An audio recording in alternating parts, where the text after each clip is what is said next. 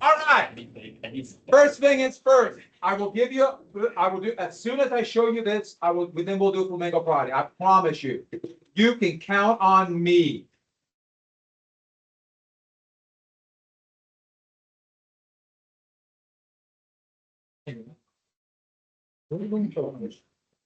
All right. I told you I was going to give a little bit of homework, and I was trying to decide. There's something a little bit on the half day, a little bit later on, so I'm kind of adjusting things. So I'm going to do two videos. I was going to show you two. One on the tribal shirt-waist fire, which is one of the most important. It's a horrific industrial accident, but would lead to so many changes in the United States. And I have a great 24-minute clip on it from the series called New York that Ken Burns did for PBS. Ken Burns, remember that Civil War one we watched a couple of? He did thing on New York City, and it's fantastic. It's the best I've seen. There's one from a show called The American Experience that's longer, but it's better, but this is only 24 minutes. Does a great job. So that, and another one is on the starting of trench warfare and what's called Christmas truce. And I decided I wanted to watch that one in class. And so I had to pick one of the two. So you have homework, and you have to watch a 24-minute video. It is on Teams. The link is right here. Yeah, it's very good. And I know you're saying, well, of course I would say it's very good. I mean it. It's really good. And you have 9 questions to answer. But I'll ask you to make so it's smaller, see? But you have 2 opportunities for extra credit. So you have to turn this in. It's an assignment. But if you do one more thing, this will be on Teams, so you can check it. On the back of this piece of paper, if you just do a 3-sentence short ID about how it shows social Darwinistic thinking, I'll give you extra credit for that. And pretty good. The other one is this.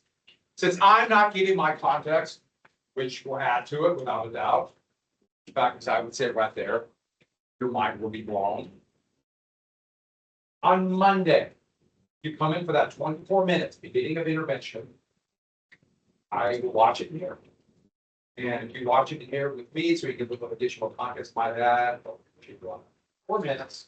I'll give you a trip. Not a huge amount, but how do you look?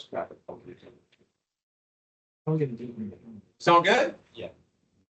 I really like this series, and I was going to do it today, and then it just want to figure that other World War I thing, and I got time issues. I don't know if you know this, but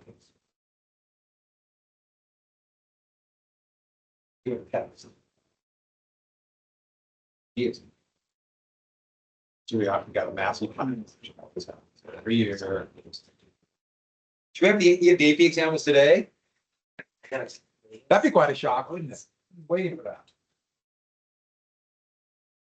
So here it is, just on a half sheet. Just give me a couple bullet points for each one. Not a big deal. It's a great series. I really like it. So and this is due on Tuesday. This is due on Tuesday.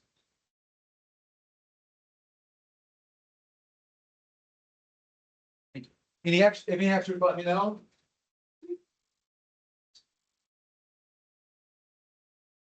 So I can't guarantee you'll like it, but every class I've shot it likes it, so it's very good.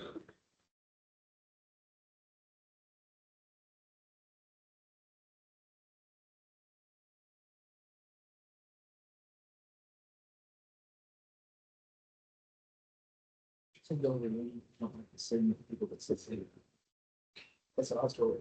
Yeah. Oh, all right, let's go.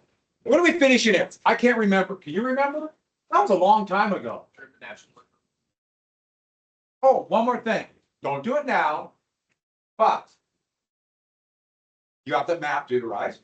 So what is our green slip that goes away, whatever that is? Yeah, it's gone. All right.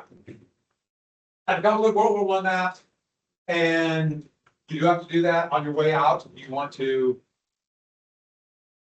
snap a photo of it so you have a very good map. You can do it on your way out. Now, I will immediately will be charged through your phone. Maybe my feed, right? You want to take a quick picture? I got a very good map. These are the best. So these 3 are the best. All right.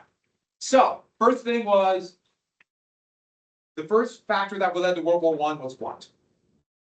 Yeah, industrialization, the have versus have not. Oh, what became targets then? Industry meaning whom?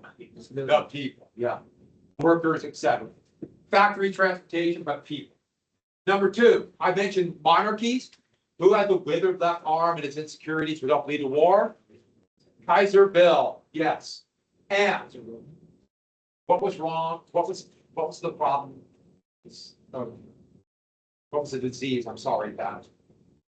Tsar Nicholas II era. And that came from whom? Yeah, Queen Victoria. They're all the interbred. And who was the monk who brought in Rasputin to show how unstable the monarchy was?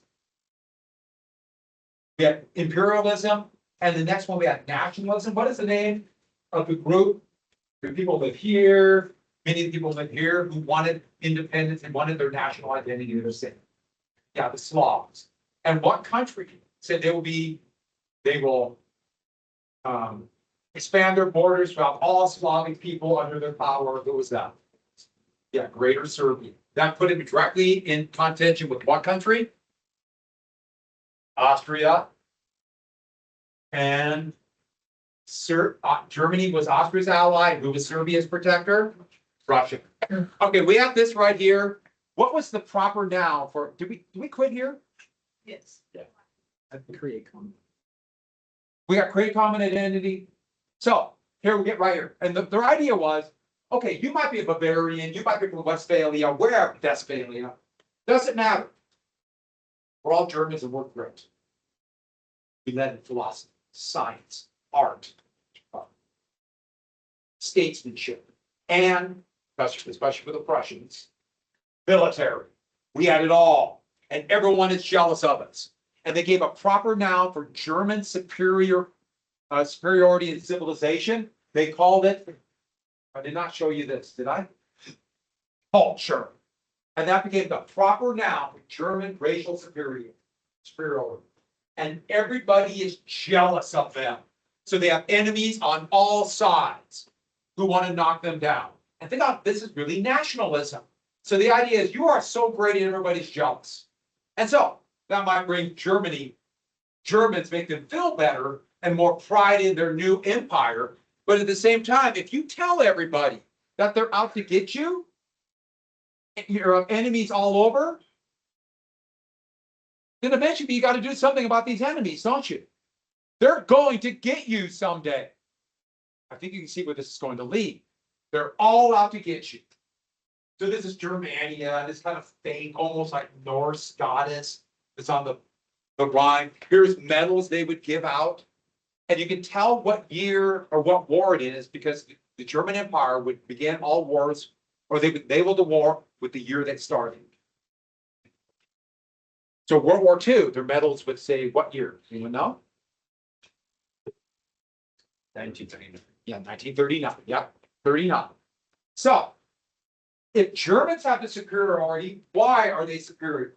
And that gets social Darwinism.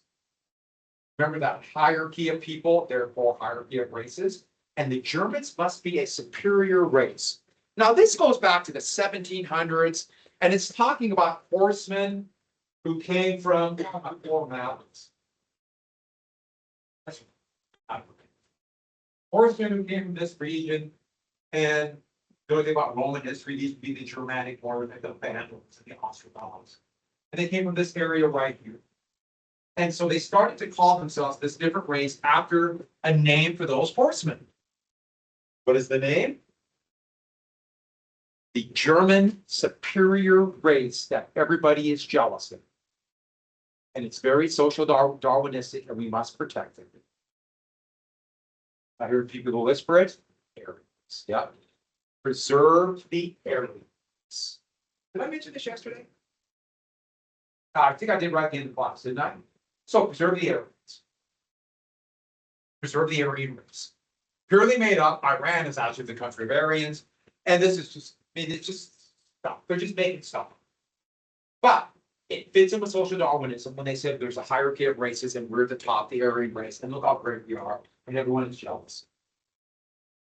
Is it a big deal? No. but you had to go. And so we must protect them. So I didn't show you this picture. Yeah, I'm like, you guys are like 2 minutes behind one of my classes, whatever. This we given to little kids. It's a postcard that they would write on the back, the little messages to soldiers at the front. You can imagine how difficult it would be and how lonely soldiers at the front. So it's, they just have kids write the little messages. Of course, the message were the things like keep fighting. But here's Germany. So little kids representing the German, and everyone's attacking them. See, because they're jealous. So that fits in with the ideology. You notice 1914 for the war. And let's see if we can figure out who. All these are little caricatures of the enemies, different powers in the world. Who's that? Colors. What's that? Glasses. France. Who's this? That's America. That's America. The hat, who's that? Russia. And this is vague Asia. I don't know, sure if they're attacking or not, but going, ah. Same thing with vague Africa attacking us. And then that's Italy. This is vague Arabia. Then who's that? Great. Everybody's jealous. And so all those things about this German culture, German superiority, we are better at everything than everybody else. So there's, hey, think about nationalism. There's a lot of arrogance. A lot of arrogance. We've talked about Americans. But most people think, and my guess is almost all of you, if I would have said those things, you would have immediately thought Nazi ideology. Probably. Most of you probably would have thought that. You know enough about it, probably know that. No, the Nazis didn't do that. That was German, trying to get German racial identity to unify the country. And then after the war, you can imagine they were humiliated. Why did we lose? Well, it couldn't have been us, we're great. And so that really pushed us. We have enemies all over the world. So that's where it comes from. Speaking of nationalism, we got to get to one more country because this is crucial.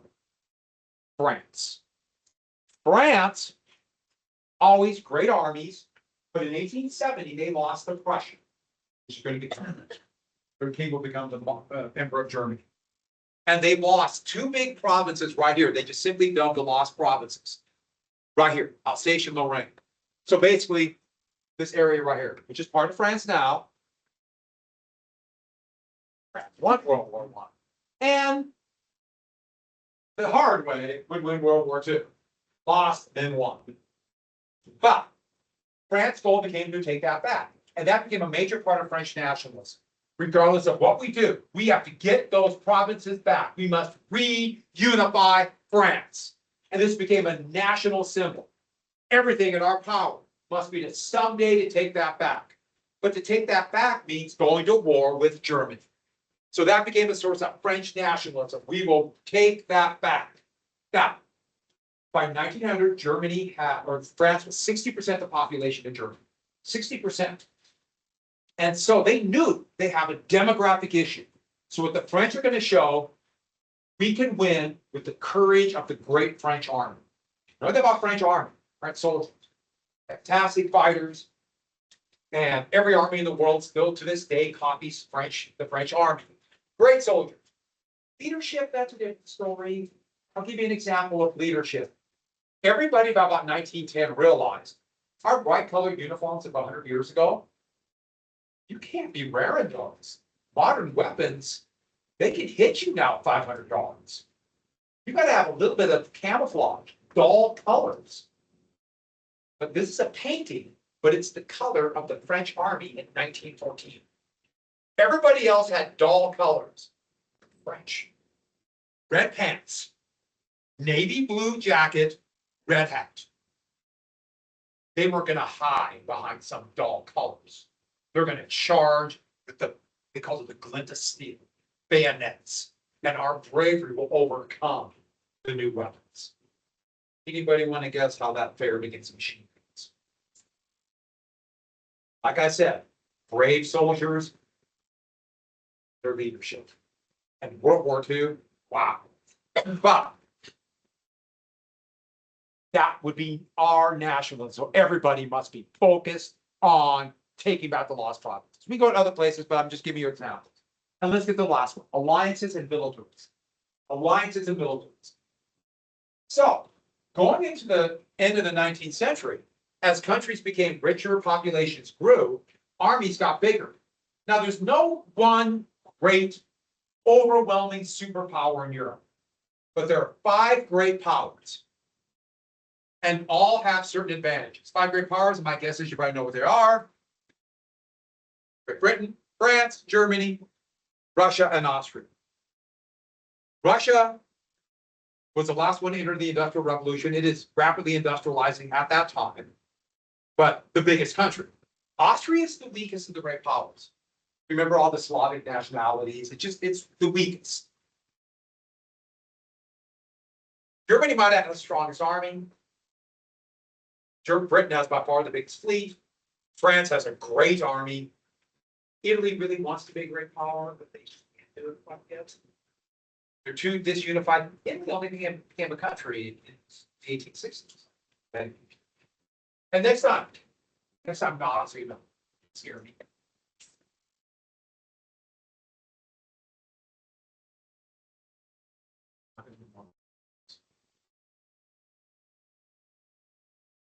So everybody wants to be on the side of the 3. Germany so offended everybody that they were very limited by going into the 20th century. So everybody write down the Triple Alliance. The Triple Alliance would be Germany, basically it's a dual alliance, Germany and Austria, because that's their only ally. It's Austria. And so they have the weakest of the great powers. And then, purely for imperialism, rivalries in the Mediterranean and Africa, especially with Britain, Italy joined the Triple Alliance. But it wasn't an ironclad alliance. Italy and Austria hated each other. This goes back to the War of Italian Unification. If you look at the map, you might see this kind of finger of land that goes into Italy. Italy claims that. There are Italians there. It's called the Tyrol. Much of the Olympics was there. It used to be part of Austria. And Italy also claimed this entire coast. So it's part of Italy. And Austria has it. So they are rivals. So Germany knew you can't really rely on it. And they'd be right. War began and Italy would say, our allies won't attack and not join it. And then in 1915, Italy would declare war on Austria and Germany. Which, that's the worst type of battle. One that declares war on. I figured that one out myself. So, that's the Triple Alliance. The Triple Entente, that's the other one. Triple Entente. Entente just means basically understanding that too is a dual alliance. 2 countries that should never be allies, one's a republic, one's an autocracy. But they hate Germany. The enemy of my enemy becomes my friend. The Triple Entente, France, and Russia is the main part. Yeah.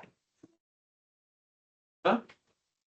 A monarchy or a government with 1 person or 1 group in total control. So it's not a republic, government by representation. A dictatorship is an autonomous. And it's a dual alliance. They don't like each other, but hate Germany more. And you notice Germany's dilemma there? Surrounded. And then, because of German actions, but also Russia losing the Russo-Japanese War and kind of giving up some imperial claims, France was able to convince Britain that Germany is a bigger threat than we are. Germany is a bigger threat than Russia.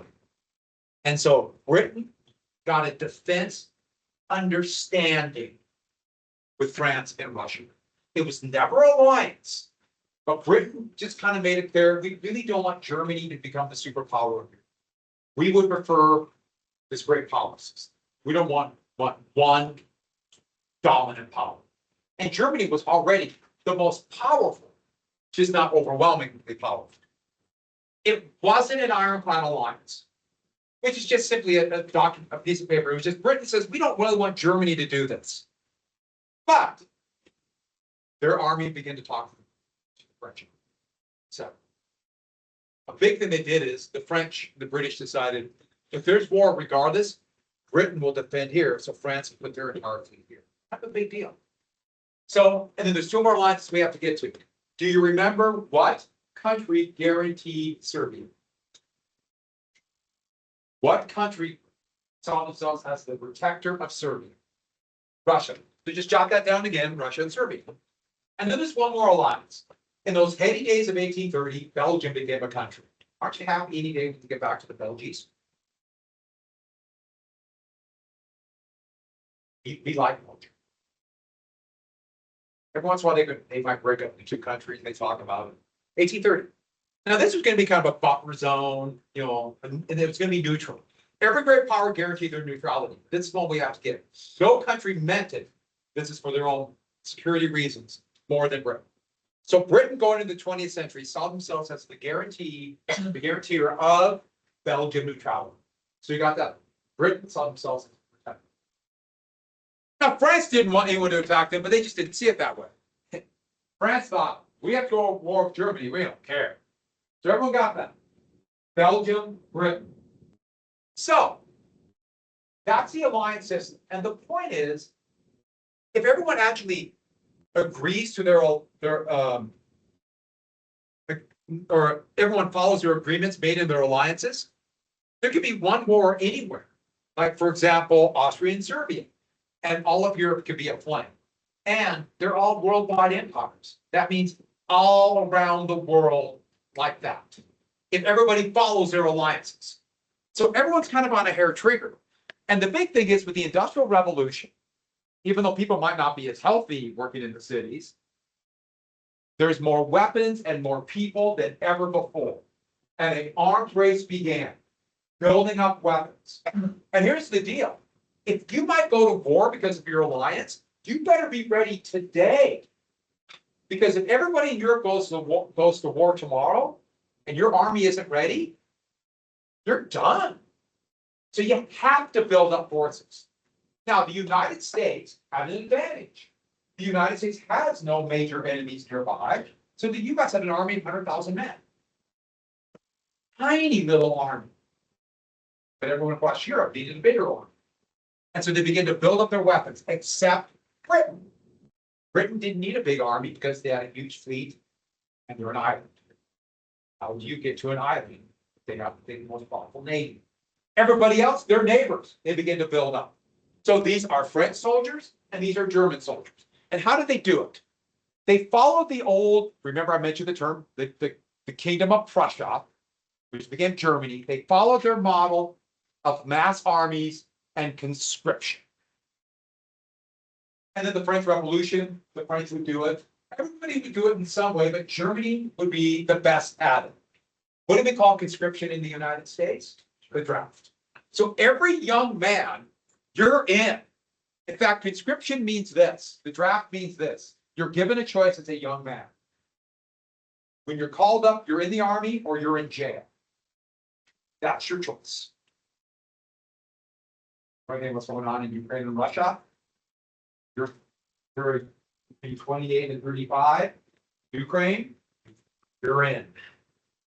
They catch you on the street, they grab you and throw you in a van and you're off to the front. Yeah, it's terrible. But you're in. But here's how they do it. Now think about it for a second. If you call out every young man in the army,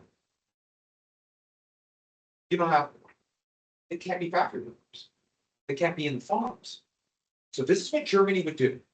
Every young man is in the army for a year. So they have a trained cadre. So every year they refresh it with a new group of men. Now they'll recruit best soldiers and say, okay, you want to make a military career and make them like sergeants. And they would recruit people in high school to become officers. Lifelong.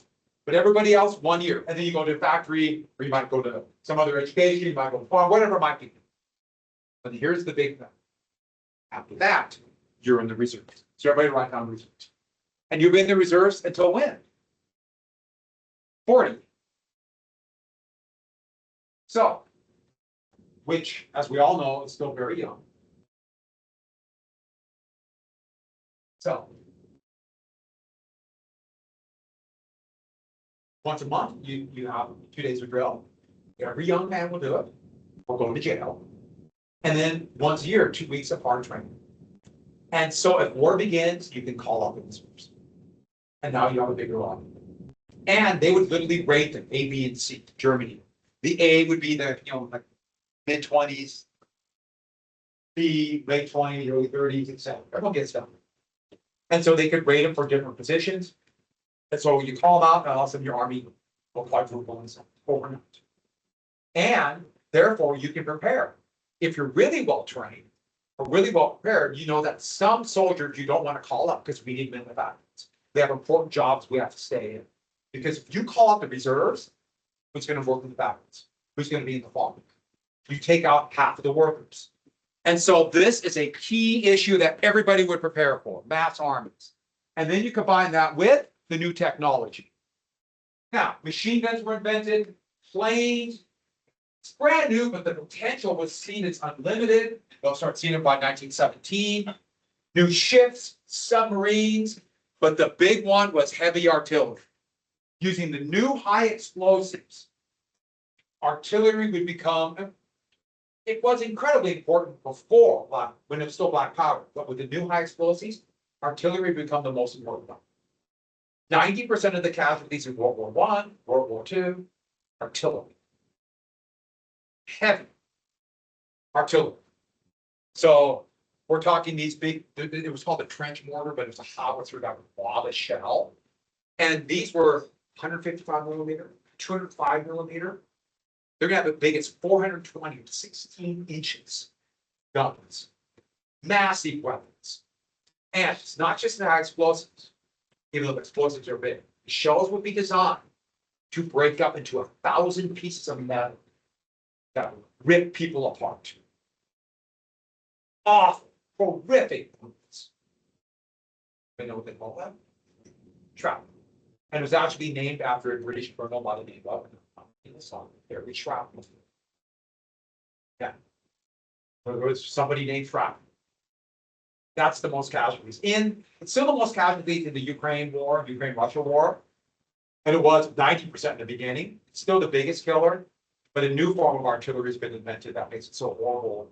That war is beyond comprehension. You know what I'm talking about? Drones, which are kind of a different artillery. It's so awful, it's beyond comprehension. I don't know. Modern war is so horrible, I don't think they'll ever do it again. That's me joking. Alfred Nobel invented dynamite and assumed nobody would be crazy enough to go to war against us. Ha! He felt guilty. That's the Nobel Peace Prize from this endowment. So let's get back to this. The Germans were leaders in the heavy artillery. This is 1918, and that's an exploding shell. I think by shrapnel. Heavy German guns. The French made this. They thought smaller rapid fire guns would be better. 75 millimeter, smaller. It was simply the famous French 75. Good weapon, but it wasn't big enough. So the Germans had an advantage. But also the new technology of railroads. So you don't think railroads is a military weapon, but it's everything.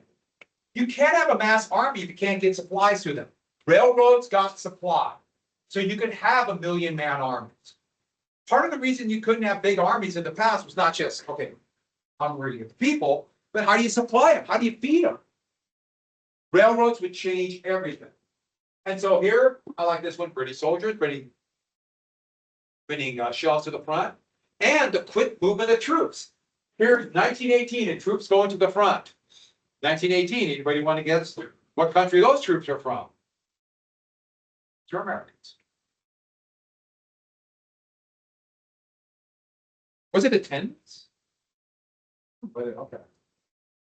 And so railroads have become key facets of the war. 1917, the Germans would make these, well, first off, blow up every bridge. They made a little strategic withdrawal, and they invented these to rip up ties to make train tracks unusable. And so they fight along railroad lines. And if you don't have railroad, you can't advance very far. The internal combustion engine would change this a little bit, but trucks, limited, railroads can carry more. This is an issue to this day. So The weapon, though, that personified this arms race was a new super battleship called the Dreadnought. So these are steel ships with coal turbine engines. But eventually, Britain would realize coal, as you can see here, not very good. Britain will begin to realize right before the war, we got to control oil reserves because we'll be cleaner. That's almost all the problems in the Middle East started right there. Almost all of them to this day. But back to this. So before, the battleships were pretty heavily armored, maybe 15,000 tons would be the biggest. And they would have 10-inch guns, 8-inch guns, 6-inch guns. And all of it just, they were like, wow, we can make all these guns, let's just pack them all on turrets. And the realization hit that we couldn't hit anything. And so the British came up with an idea to put all the same size guns so you can aim them all together. And then make the ship bigger, faster, and more heavily armed. Nearly 20,000 tons. It go 20 knots, about 23 miles per hour, unheard of speed. And this new battleship was called the Dreadnought. Every ship after that would be named this up until the 1920s. Just the Dreadnought. So that is it right there. 11-inch guns, fire about 16,000 meters, 16,000 meters. And the realization hit, we're going to aim them. They started getting these really big gunny towers. They go higher and higher, which had to be a fun ride on heavy seas. They'd fire the guns from here, higher up, so you can see a little bit over the horizon. And in fact, that's why they would make the first aircraft carriers, so they could aim these guns. Every ship in every neighborhood is obsolete. You remember the name of that fleet the U.S. made that went around the world? When the Great White Fleet went around the world, there were ships making that. When they got back, that had sailed, and now all the ships were obsolete. And this is going to trigger a massive arms race. These ships are incredibly expensive. And this would become not just a weapon, but a source of national prestige. Look at our dreadnoughts. So once Britain made this, oh, who was the guy who wrote Influence of Sea Power? Do you remember the name of that guy who said countries need navies for an empire? Worldwide trade. You remember that guy? Alfred. I know you get 1,000 things in class in here and every other one. You remember? Yeah, Alfred Thayer Mahan. Yeah. They all read Mahan and realized, okay, we got to build more ships. And once the British built that, they're, oh, we're going to put so much of our national wealth into these ships. And by the time the war began, they had 34. And so here is the line of British dreadnoughts. By the time the war began, they had super dreadnoughts with 13.5 and then 15-inch guns. And these ships could fire over the horizon. And look at some of the weapons they would use. That means it could fire a 15-inch gun. They could fire a cat over 20,000 meters. If they had the ship has a mast on it.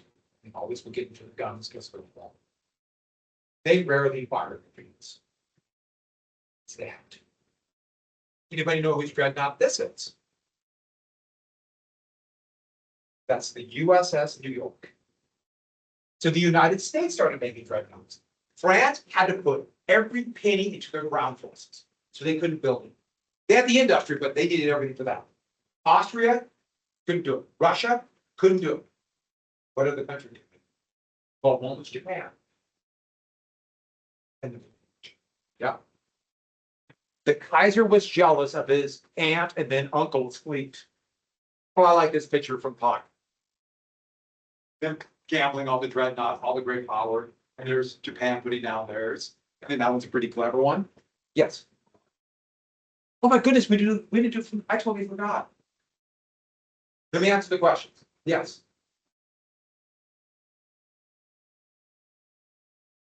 They started Puck to the 1970s, and then went out of business. There's an online version of it, but you know, any kind of news online is bare bones cheap. They haven't been forward with reporters. What day is it today? Oh my goodness, I'm so sorry. Drum roll, please. Drum roll. We might get donuts. Oh. Yes, give it up. Come on, give it up. See the rats?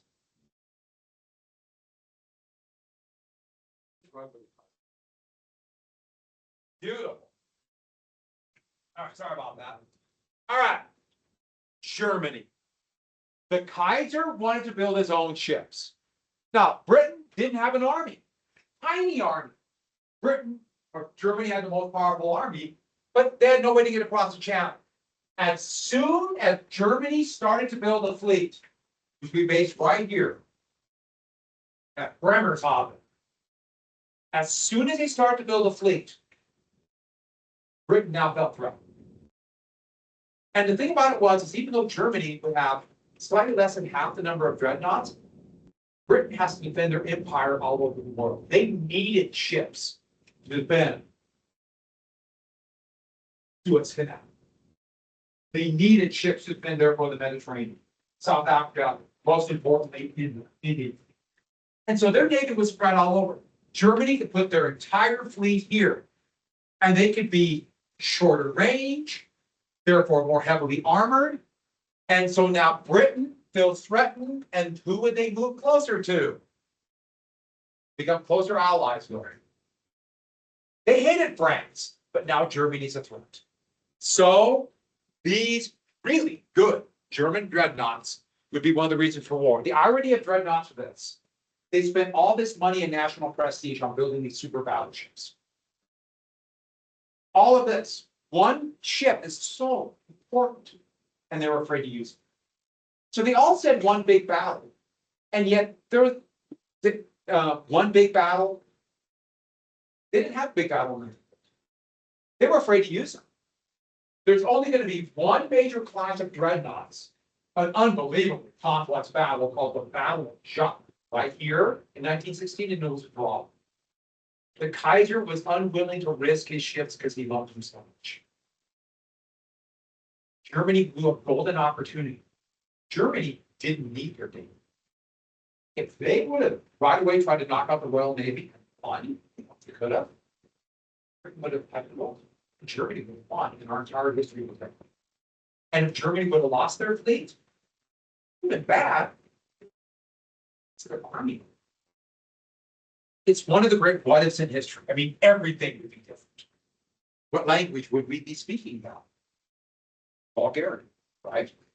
Without a doubt. No, what would happen is the US never would enter the war. It would have been over. It's one of the great what ifs. So they were afraid to use it. We have weapons like that today.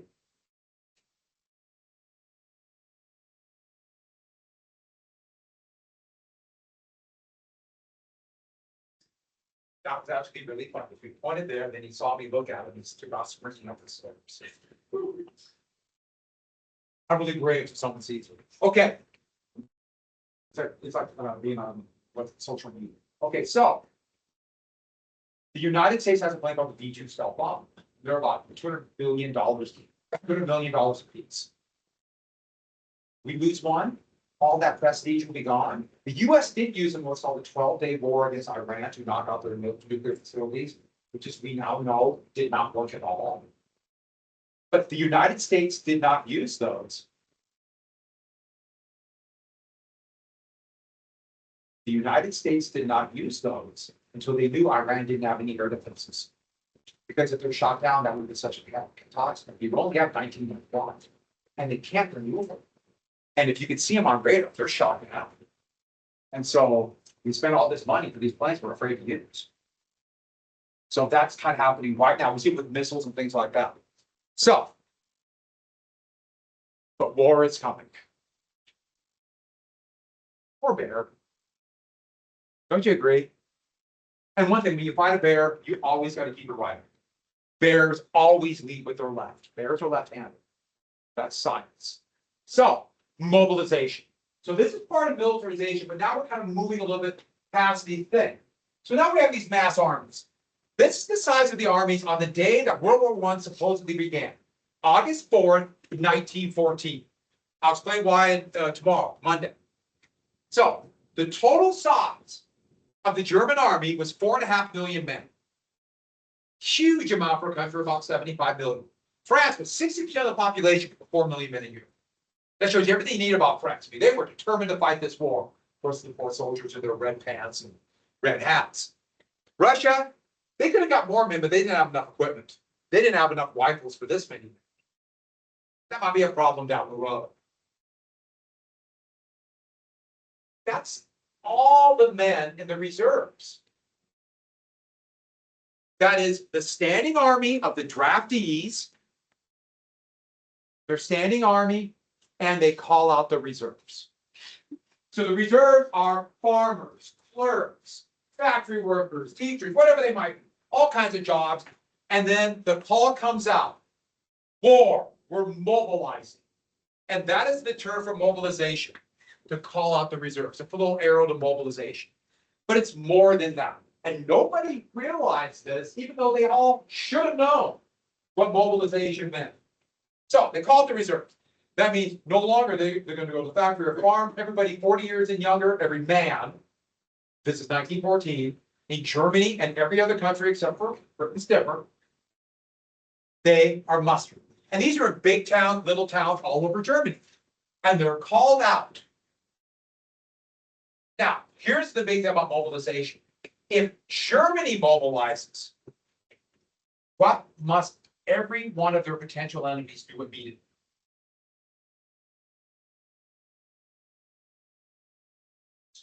What do they got to do first? If Germany mobilizes, what must France do? They have no choice. If Germany calls out the reserves, what must France do immediately? Call out the reserves. They got to call it the reserves. Russia must do it.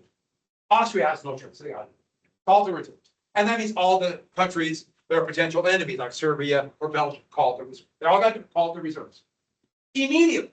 So now it's a race, isn't it? And so every little town in Germany, all the young men go and are mustered, it's called. So they have their pack, they have their weapon, they have their rifle at home, they put their uniforms on and they go. And it's war. They're scared. And they go. Or they're excited. Hey, we get to go. War will be fun. Where do they go? Well, they're sitting there in little towns all over Germany. They got to get from here to the frontier. So where are they mustered? At the train station. So they could get on the train and go. Now, who has the advantage? Remember what I told you? Germany mobilizes, everyone else is mobilized. Who now has the advantage? The country that can do what? What's that? Even that's an advantage. If everyone's mobilized, you're calling on your reserve. So you go from 1 million to 4.5 million. Who has the advantage? Huh? Well, maybe, but then the army's smaller. Calling out the reserves and get into the frontier.